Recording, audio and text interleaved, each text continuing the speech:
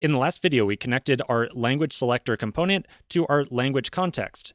We were able to pull some information out of our context, which included the ability to change the currently selected language. So now that the language selector is all fixed up, I'm going to close it. The next thing we're going to do is open up our field component.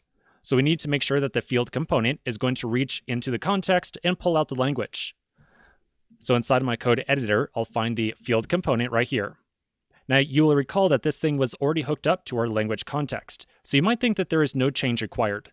But in fact, there's a tiny little change we need to make here.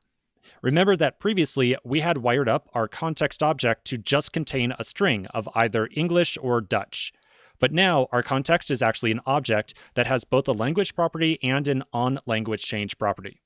So in order to get our field to work correctly, we need to make sure that we try to access this.context.language. Because again, our context now contains an object with a language and onLanguage change property, not just the string that it was before. So now I'll save the field file. And if I flip back over to my application, I should be able to click on the two flags right here, and you'll see that the field is correctly changing. All right, so now we need to do basically the same thing for the button as well.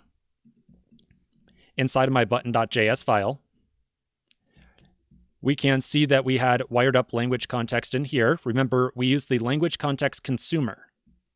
So in this case, we are still taking in the value, which is the current value inside of our context object, or that kind of pipe of sorts.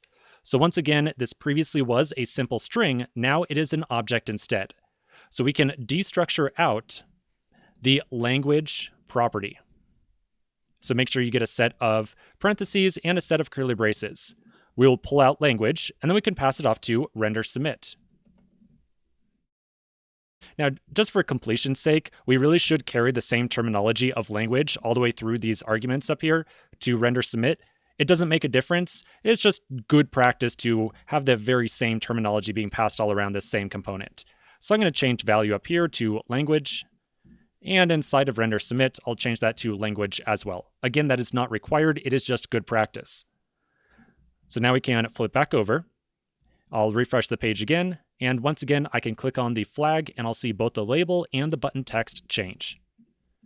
All right, so that's pretty much it. That is how we can use a context in place of Redux. We did it by creating this language store, which is a React component that contains all of our data and our business logic. So hopefully this example makes at least a little bit of sense. Let's take a quick pause right here, and I want to point out a couple of weaknesses around this approach, and just kind of point out a couple of reasons that you might want to continue to use Redux in any application that you plan to work on in the future. So quick break, and I'll see you in just a minute.